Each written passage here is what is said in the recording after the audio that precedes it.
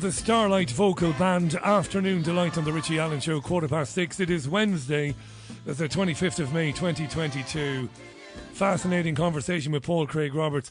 My next guest, great friend of mine and yours. He is the man, or one of the men, but the main man behind Not the BCFM Politics show every Friday out of Bristol at 5. He's a former BBC journalist. He is an author of excellent historical books. Let's welcome back the great Tony Gosling. Welcome back, T. How are you?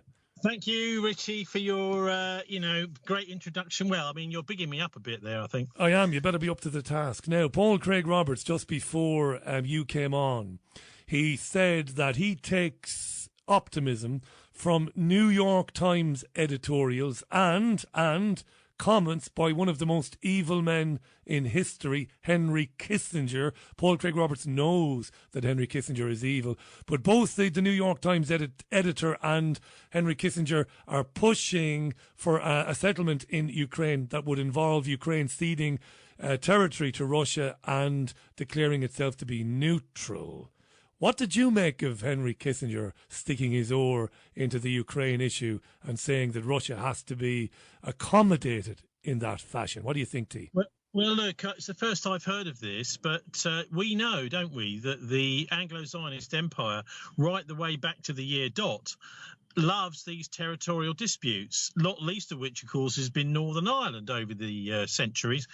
And the idea that they're going to exploit this now, I mean, of course, one thing I say, because important context here, this is Bilderberg time of year, right? So normally back before the pandemic, we would expect to be chasing them down, locating them, telling the world where they were, bringing in scores or hundreds of people to protest these Bilderberg conferences. Now they're supposed to have disappeared. And Henry Kissinger is is the key person, I think, at these meetings. We were always interested to know, and we developed this knowledge over years, as to who is sitting next to Henry at the Saturday night dinner at the Bilderberg conference. And, this might sound like trivia, the sort of thing you might get in a celebrity magazine or something, but it was so important that we knew, for example, back in 2016, when Ursula von der Leyen was reported to be sitting next to Henry Kissinger at Bilderberg Saturday evening for their big gala dinner, that she was destined for great things. And of course she's now president of Europe. And so it's Kissinger is very good, as was Peter Carrington, Lord Carrington, who was also a chairman of Bilderberg. These people are very good at putting appearing to be the sensible people, even though, of course, they are actually behind this is ordo ab chaos, writ large, order from chaos. So they create the chaos, but then they have this privileged access to the mass media where they say, oh, well, we think this is going a bit far. Carrington's done this many times when he was alive, and Kissinger is still doing it to this day, Richie. Yeah, it's amazing. Kissinger's age fascinates me, his longevity. Paul mentioned just before you came on, Laos, Vietnam, and so on. Yeah. And here he is in 2022 speaking from a position of authority, and the media is, repeating it chapter and verse. It is fascinating. You couldn't trust him. Yeah, they don't really critique him at all. And of course, I would love to do that, given half a chance, and I can do it now, I suppose. In that, he's the sort of guy who is absolutely hell-bent, really, on painting himself as the good guy, even though he's behind evil. I mean, for example, back in the 1960s, he was the head of the sort of doctrine of what to do in nuclear and how to avoid nuclear war. So this is a sort of manual for trying to steer us through the Cuban Missile Crisis, that kind of thing. So he was the go-to guy who's supposed to know everyone, know everything. Of course, by the 1970s, he'd also become the individual who had the closest links to the Chinese government, and he was seen as trusted by the Chinese. So he's always been a kind of link man. I mean, I think the reason Bilderberg it doesn't seem like there's any kind of inkling of it. Doesn't mean to say, of course, these meetings aren't taking place, but it could be simply that the Bilderberg has completed its task, which is effectively to politically take over every every country in the NATO region and a little bit beyond that too. So I think that's maybe why, why we're not hearing anything about this year. I've been chatting to the States, people that usually follow the Bilderbergers over there. Not a sausage, Richie. But of course, that doesn't mean to say these people have disappeared by any means. They are now in charge. I think most clearly is through the pandemic. Wikispooks in their 2021 page detailed, and I think we talked about this at the time, something like 140 now individual Bilderbergers over the last 10, 12 years who are in key positions in the pandemic. That is to say, with the pandemic response, with the mRNA vaccines, with the World Health Organization, with the media selling this whole thing to the world population. And of course, if you just take a step back for a minute from the pandemic, it is unprecedented in the history of the planet that something so massive, a massive psychological operation, plus medical misinformation, harming of people, deliberate harming of people by medical professionals has ever taken place. It's absolutely unprecedented, though we're in unprecedented times. Yeah, we'll be living with the effects of it for a long time. Did you perchance watch the Game of Thrones TV series? No. It won't make any bloody sense then, but for listeners who might have done, Kissinger reminds me of a character called Peter Baelish, Lord Baelish. He's a sinister character who seems to be the confidant of the good people, the good family in the series, but he's also working for other families. He's a bit of a bastard, and it kind of reminds me of Kissinger. It doesn't matter. I did speak to Paul about the shooting in the United States of America in Texas, 22 people or 21 people dead, 19 children, 2 teachers. I thought Paul might go down the road, and I shouldn't be mentioning Paul to you all the time, but just because he was on and he's an interesting guest. Yeah. He said, they had guns growing up. Paul now is in his early 80s, mid 80s, and he said, we had guns growing up, lots of us. People didn't do things to each other with guns. And then he talked interestingly for a bit about the CIA and about mind control and Manchurian candidates. Now, he doesn't speak in absolutes, which is why I like him. It's why I like you. You don't speak in absolutes. You talk in theories and possibilities. And he said, some of this stuff, Richie, it could very well be, people not acting of their own volition or words to that effect. It's even the photographs of this young man who is supposed to have walked into a school to do this most heinous, unimaginable of things. It's all very weird. I don't have much truck with the people who say it never happened. They're entitled to say that if they want. I don't mind. I don't censor anyone. But, as far as I'm concerned, people were killed. If you have 300 million people in a country, if guns are easily accessible, every now and then some dickhead's going to do something like that. How do you see it, Tony? Well, look, first of all, on this idea of, either whether it's, did it really happen or not? This is, it's not a total impossibility for anything. I would say, obviously, these events yesterday, that doesn't apply. But we're moving towards a system of media control whereby, in an Orwellian fashion, a whole entire event could be constructed like this and then controlled, almost like basically scripted. This is a sort of scripted, dramatized event which could then, be rolled out to the world's public through a tiny number of media outlets, all controlled by the banksters, and the public could be convinced, and there wouldn't be any real pushback or criticism from journalists at all, because journalists don't criticize and push back anymore. And so that's where we're heading, is what I'm saying about this idea of did it happen.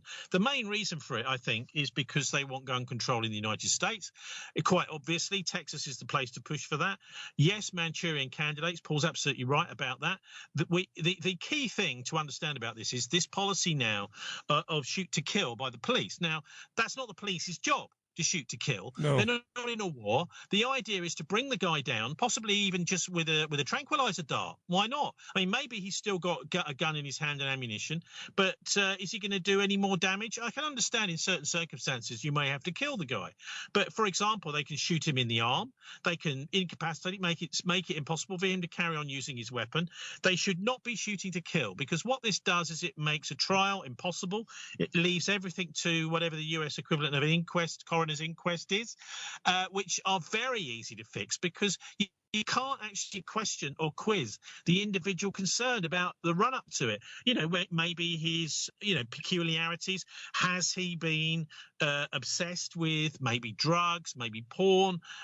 Has he been potentially lured into some kind of situation where he may have been hypnotized, as you were suggesting with the Manchurian Candidate? We don't hear much about hypnosis anymore, but it's absolutely quite possible to program somebody to kill. No doubt. That's feasible, it's doable, and it's something that the intelligence agencies have been working on ever since World War II, particularly the Americans, fanatically. So I think we know that could be a possibility. I mean, the other possibility with this is that he is just a nutter of some sort that's got a grievance and he's decided to take it out on people. But the other backdrop to all of this, of course, is the climate within which the US gun non-control laws initially started, was one where people were basically fairly responsible. I know the Wild West was pretty crazy, but there was at least, should we say, more of a moral standpoint out there. Today, I think we're looking at a world, particularly the US, where, there's almost like you get on the pat on the back, the more clever, dastardly and, mean you can be. So there's definitely that strain in the US, which doesn't really seem to be so strong over here in the British Isles and in Europe. But there is let's face it, there is a satanic force. There's a Church of Satan based in California, for example, and this is the sort of thing which they may have been involved with. We just simply don't know, but we will not know now. The guy's dead. The guy's dead, yeah. And that's the key thing. The police, if they are interested in enforcing the law, have got to help people to survive these things, disarm them, incapacitate them, but don't kill them. Let's have a proper trial. Good stuff, Tony. You made my point better than I made it. I don't dispute the fact that it's very possible that entire events can be staged. I just want to clarify that in case listeners think that, I'm trying to sound like a big know-all here. I'm not. In fact, one of the things that I think might have been absolutely staged, was the Boston Marathon bombing. I think that whole event stunk to high heaven. In fact, I spoke to a guy on the show who I've not been able to contact for years, who was a crisis actor, or claimed to be a crisis actor, working on the day of the Boston Marathon. So the point I was trying to make very clumsily is, I think some people, because they know it's happened once or twice, every single time we have an event, they jump straight in with 2 feet and imagine that the whole thing was... this is a man trap, basically, that people don't understand the implications of what they're doing, can fall into. Yeah. The reason it's a man trap is, and a woman trap, let's just, for the wokeists out there, there's not that many.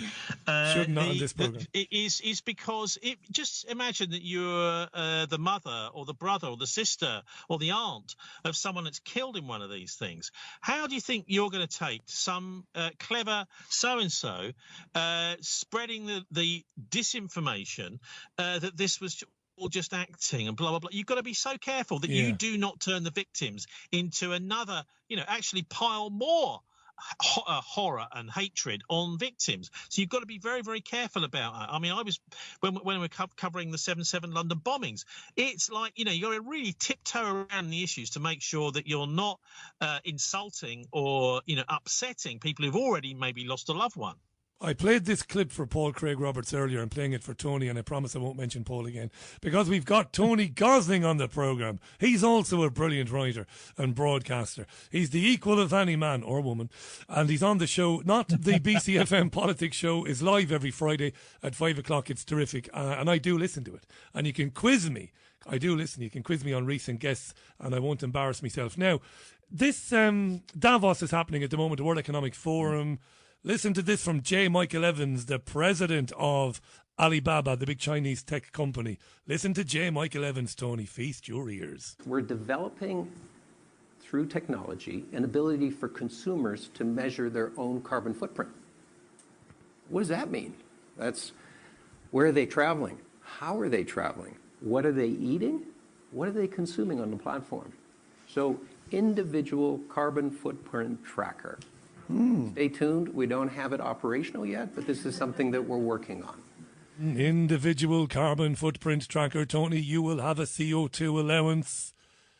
Wow. Well, I'm afraid I'm made of carbon, so the idea of me being zero carbon is not going to happen. Not feasible. Look, this is the new currency that Prince Charles wants to bring in, and his friends. I was just the other day, for example. I mean, this is the idea of everything being sort of electronic. If obviously you can't track it if it's cash, unless that cash has got a little microchip in it, and as you use the cash, it's somehow tracked. And that's why they want to move us over to electronic everything, card-powered everything. And you can't use cash for anything. I was in a car park the other day, and you're in a queue of cars coming into the car park, and you come up to a little thing that says, no, you can't take your ticket here. We have read your number plate. Oh, and by the way, you can only pay by card. Well, hang on a minute. Does that mean I can't get out of the car park if I've only got cash? That's right. So that's the sort of thing that they're doing now. It's all coercion, getting rid of cash. Let's get rid of cash. And of course, the other side of that is these. I mean, the other thing is, of course, it's Chinese social credit. This is what it is. We're keeping an eye on everything you spend and do. And with these programmable digital currencies, national digital currencies, what will be seen? Well, there are no, the nation state has been broken down massively anyway. So it's an illusion. The idea that a pound is totally different to another currency, or a euro or whatever, and so we're being driven into this world where everything we spend and do is tracked, which is dodgy for a start. We can't buy anything anonymously, and also we're being told the things we can and can't buy. So that's the idea: is once you get up to your carbon limit, you have travelled too much this year in a car, yes. Not enough on a train. Oh, sorry, by the way, there's a train strike, so you can't go in the train. Now, this is what it is. It's massively look, cut a long story short, this is slavery. What they're doing is they're imposing a slave system on the Western world. The Chinese have been having to put up with this social credit thing where you can't get on a train if you've been ticked off Some for infraction, jaywalking, Yeah. And so the freedom is being massively limited, and that's what I think they're imposing both in the East and the West, Richie. But I think they're going to have a tough time here imposing this. They've certainly got the technology ready for us, though. A point I could and should have made to you a moment ago when you were talking about keeping the shooters alive, I didn't make it to you because of time constraints, but Craig makes it. And he's right to make it, I think. He says, Richie, they shoot at the body at the largest mass to stop the shooter and to prevent innocent bystanders being shot. The police don't want to hit innocent bystanders. They also want to stop the guy shooting people. Trying to shoot an arm or a leg is difficult, and also a tranquilizer might take a bit of time, says Craig. He's not being pedantic at all. He's not. That's a good point. I felt if I had put the point to you, I would have been a bit pedantic because, like yourself, I would prefer that they keep these people alive so that we could understand how they came to find themselves in a school firing upon children. But Craig makes a good point, and the police would say that. They would say, Tony, we've got to get the bastard down, pal. We don't have time to play around. What about a taser? Look. These people are supposed to be trained marksmen. A rifle in the hands of a marksman can most definitely hit somebody's arm. I'm sorry, the idea that we're all running around with pistols, firing in the Wild West. No, these people are trained marksmen. They go to firing ranges where they're looking at shooting somebody over a quarter of a mile distance. So yes, of course they could aim for arms and legs rather than hearts and brains. And if you hit someone in the heart or in the brain, they're going to die. If you hit somebody in the arm, they're going to drop the gun, and then you can go and grab them. Or maybe you could. There's all sorts. Yeah, of but ways. hang on a second. They might drop the gun, and the gun might discharge another round, and it might shoot a child in the head. Yeah, but then it might it might not. Yeah. So look, I understand these arguments very, very well, but I think the police have got it completely wrong. They do the same in this country, by the way. The armed cops, they're told, look, it looks like the person might potentially shoot anybody else, just kill them. Now, I think that's the wrong thing to do. And these police, presumably wearing body armor, maybe shooting from behind a brick wall, they could, I think, down somebody. They're well trained, they're well organized, they've got a whole whatever it is, anti-terrorist police command center behind them, then I think they should be making sure they do everything they can to make sure that the shooter survives. What we've got now is a situation where where there are no trials, there's no investigation. Basically, the police hardly investigate crime anyway nowadays, but they're not even doing anything when it comes to these very important incidents that we need to understand. And isn't it funny that makes it so much easier for someone who's get up to something here, that it's a put-up job for them to get away with it if the guy's dead at the end of the day? That's a fact. You're absolutely right. Once the guy is dead, that's the end of it. It's got a nice little bow on it. Tony Gosling is our guest thisweek.org.uk. Go to Bilderberg.org. Are you sick to death of Partygate and Sue Gray and all of this malarkey? What's really going on? Can I just ask you before you come back in, are you like me, sick to death of the great people of this country for not understanding, for not getting the central point? Yes, okay, it must have been very difficult for you not to be able to see your father in a care home. It must have been difficult because you believe the government. However, why can't you make the logical leap to the idea that the rules were never needed all along, and the reason these dickheads were partying is because they knew that COVID wasn't really that serious, Tony?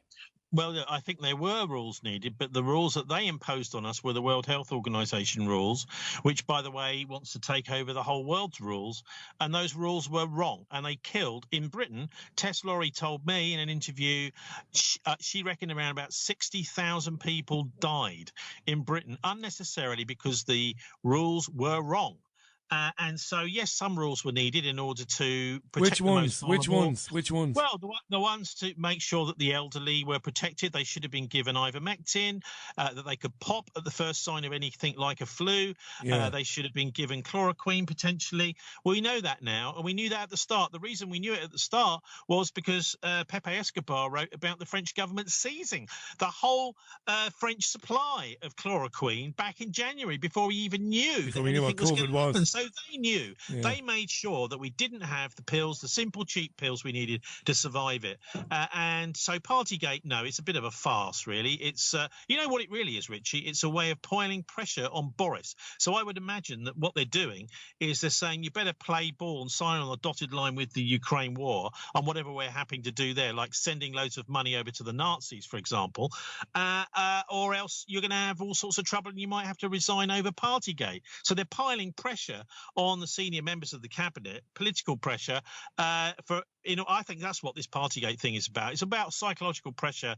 You know, there may be a coup. Who knows? If Boris says, no, I don't want to supply the Nazis with any more money, and his pals, although they seem to be quite enthusiastic at the moment, then there'll be more developments in Partygate. And I don't think the actual things that were done by by Downing Street and the Cabinet Office, etc., seem to be very dodgy at all. I mean, they've got to run the country. And also, if anyone's got to go, it's going to be somebody like Dominic Cummings, who's already gone because they were in charge of the rules. The Boris is, for goodness sake, you've got a staff, right, who are supposed to make sure these rules are enforced.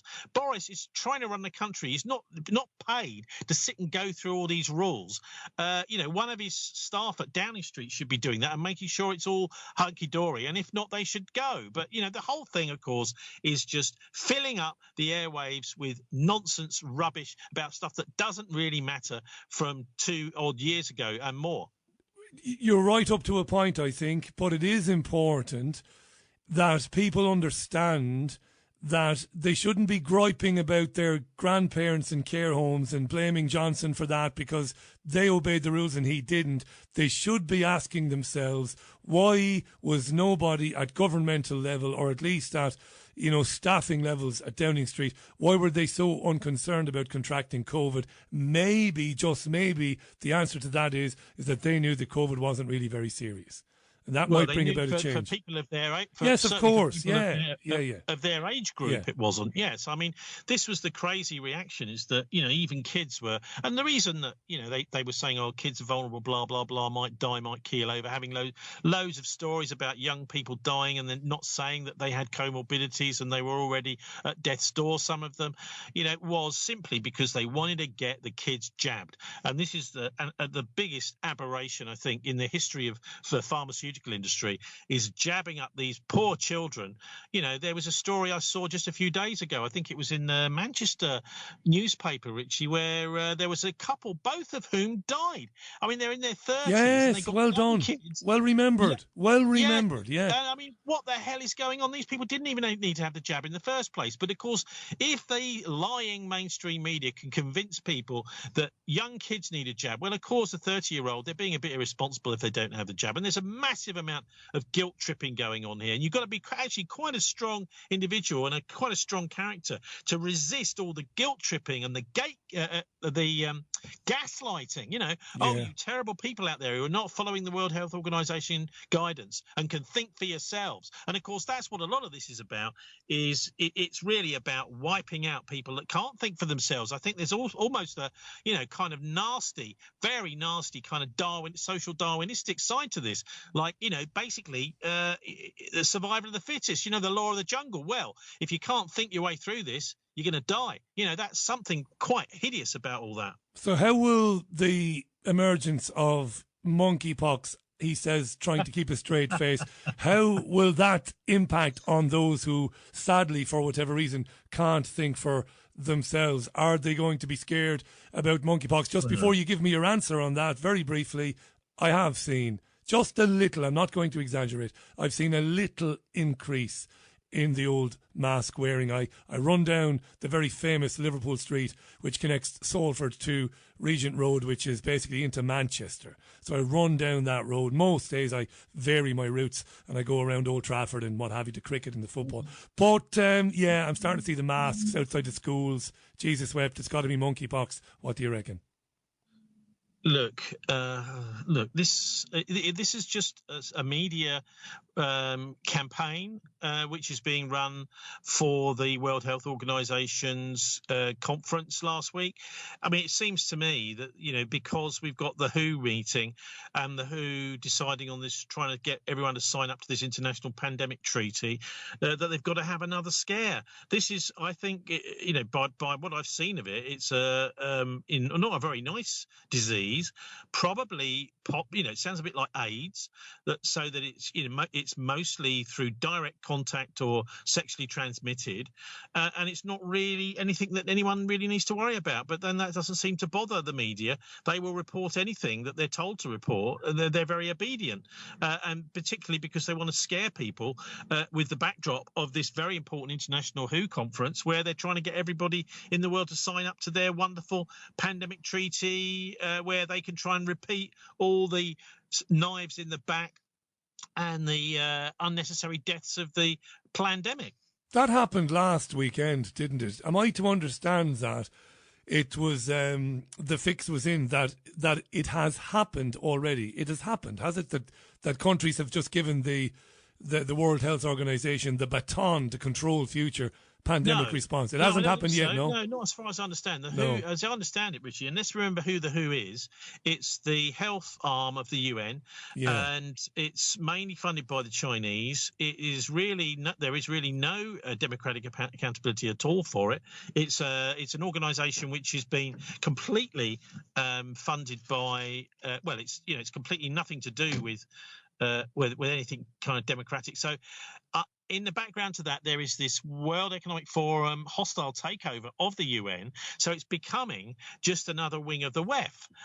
So these are the people who, and of course, it all popped up just a few days before last weekend, where the WHO were meeting, you know, this whole thing of monkeypox. You know, I think it's just another story. Like so much in our press today, I was just ignore it, really. It's just nonsense. It's Project Fear, isn't it? Just like Brexit, really. You're right. They've already begun to announce daily case numbers on Sky and the BBC. They've already talked about a vaccine, a smallpox vaccine. I think they've mentioned. They said it also works for monkeypox. It's fear. Richard Kelly says on the website that we've had a lot of comments on the website. We always do when you're on, my friend. Most of them complimentary too.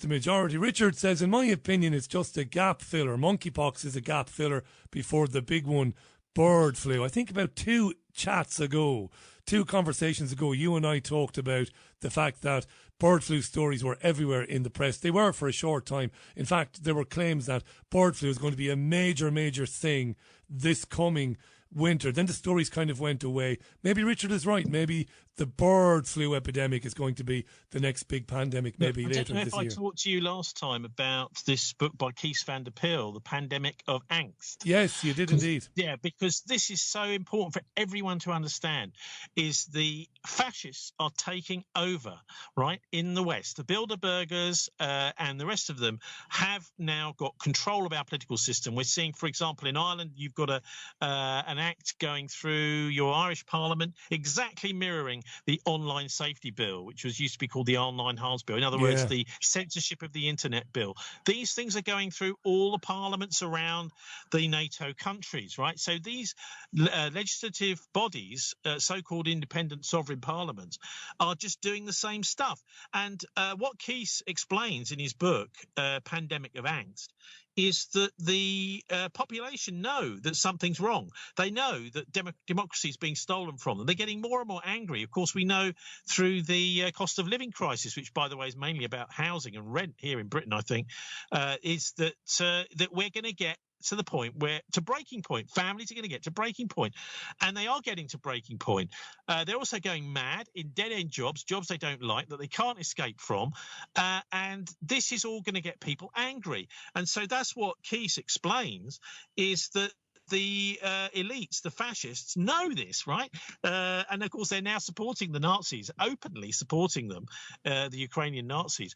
And so they are bringing in all sorts of measures like the pandemic, all sorts of things, like the idea of, trying to have electronic money, controlling how we spend what we've got, and ramping up the price of housing so that we can't pass on our houses to our kids, this sort of thing, through care and through the Labour Party tax, the lifetime gifts tax. They want to take our houses off us, so we have nothing. And that's the idea, is that they know this is happening. They know they're taking over. They know we're going to have no power. And so they've got to take those powers away using things like these various draconian measures. So I think he does a pretty good job. I hope I did a reasonable job in explaining. It's a terrific book. And he's been following the Bilderbergers and various elites for decades, Richie. Hardly anyone's ever heard of the guy. I had him on the show about 3 years ago. He was excellent. Kees van der Pijl. I must reach out to him again. I really enjoyed listening to him.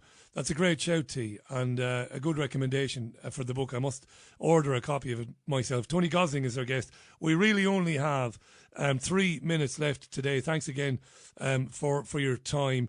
The BCFM Politics show is every Friday at 5 o'clock out of Bristol. It's terrific. 3 hours of fantastic chat, news analysis. You won't get anywhere else, so I can't recommend it highly enough. It feels like we're in a bit of a holding pattern at the moment, doesn't it? Just finally, before we run out of time, it feels like, things have calmed down a little bit, just a little bit.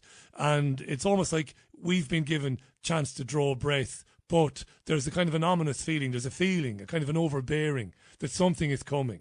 And I don't say that to distress or upset or depress the listeners, but that's how it feels to me. Does it feel that way to you? Well, how about the Russians are coming? Yeah. But are they?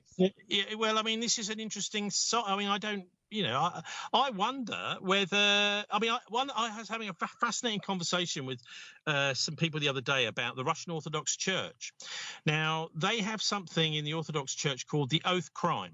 Now, this goes right the way back to the early church, which split from the Catholics in 1154. It was based in Constantinople. The Greek Orthodox, the Russian Orthodox, that's what they're all part of. But their church keeps this thing called the oath crime. Now, the oath crime is mentioned by Jesus in the Sermon on the Mount, where he says, never swear an oath. Simply let your yes be yes and your no be no. Anything else comes from the devil. And that's a fairly strong way to put it. So if you're swearing an oath, then you're from the devil. And that's the Orthodox Church takes this quite seriously. The Catholics pretend to. The Protestants don't, because they accept any kind of cult like Freemasonry, actually it's fine. You can, it's compatible with the Church of England, blah, blah, blah. No problem at all. In fact, they had a big conference in the 1980s all about it and embraced Freemasonry. So, we see this all over the church. So the oath is what you swear when you become a Mason. That is a blood-curdling oath. Basically, nobody who's a Mason, in my view, should go anywhere near public office, anywhere near the military, anywhere near public service at all, including broadcasting, the police, ambulance services, medical decision makers, because you're loyal to your cult. You're not loyal to the public, and your cult comes number one. And the reason I say that is because when you swear those oaths, that means that you are allowing the cult to kill you if you step outside their jurisdiction. In other words, you tell the secrets of the cult, or you even, in some cases, tell people that you're actually a member of the Freemasons or whatever cult it happens to be. So I think that's, in a way, what this is about. I mean, I don't know if you've seen the recent Michael Hudson interview. He's the economist who straddles both East and West, a brilliant guy, and he's basically saying that the battle in Ukraine is over these two types of capitalism: finance capitalism and industrial capitalism. The Russians want money to work for people, to give them jobs, etc. And the West don't. They want the money to be a powerful tool in which you can use to manipulate society, and you make money from money. You make money from impoverishing people. That's finance capitalism. And he believes, Michael quite sensibly says, what we actually need is neither of these. Let's just have socialism, where the ordinary, where the state controls the infrastructure and runs it in the public interest, in the public eye, so you can go and scrutinise any meeting, which you can't, of course, once something's been privatised. But he's talking about things like telecoms, railways, water, electricity, gas, all these things which Thatcher privatised, that they should be back in public ownership and run. And that means that anyone that wants to be an entrepreneur and make some money can do it, use all these utilities at cost. So in a way, I've got a different take on it, talking there about the oath crime, saying that, Freemasonry is acceptable one side of the Ukraine line and not acceptable the other side, the Russian side of the Ukraine line. Michael Hudson's putting it in a context there. But I was fascinated to see that there was this Ukrainian general. I don't know if you've seen that clip I put out a few weeks ago, right at the beginning in 2014, who was naming Yatsenyuk, Pinchuk, Kolomoisky, all as members of this key Masonic lodge in Kiev, who were basically behind the coup. So they were ordering the riot police where to go, etc. And they were all Freemasons. So Victoria it may Newland's be as simple people, as that the battle between East and West in Ukraine that's playing out there is really a battle of two different systems. One where it's okay to swear an oath against the public, into your cult, and one where it isn't, Richie. Tony, brilliant to have you back on. I'll check that out. You sent me the link to that via WhatsApp. I'll check it out. I'll watch that interview with that economist. Thanks again, Tony. Thisweek.org.uk, not the BCFM Politics show, Fridays, 5 o'clock out of Bristol with Tony Gosling.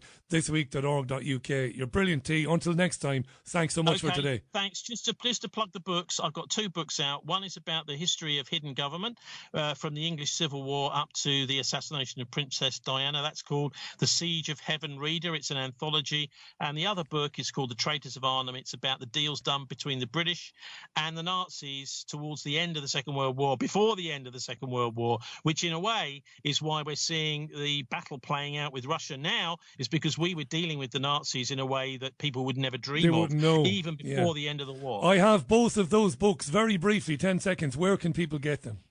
Oh, just via Bilderberg.org. So if you haven't got any money, you can download it for free with a watermark. You can download an ebook, which is reasonably cheap, or you can actually get a proper paperback, which is what I'd recommend. Don't download it for free. Buy the book. Support the independent media. Support Tony Gosling. Well, some people don't have any money, Richie. No, really. I don't. But if you do have money, don't be a lazy arse. Don't be a tight arse. Buy the paperback of the book. Until next time, T. Thanks again, mate. Tony Gosling, live from Bristol on the Richie Allen Show, Wednesday's programme. It's fast approaching 4. No, it isn't. It's 6.5 minutes to the top of the hour. Do buy the paperback if you can on Bilderberg.org. Don't download it for free. I always say that about the Richie Allen radio show. If you don't have any money, just listen to the show. Jesus, I put the show online. Anyone can listen to it for free. But if you can support it, please do.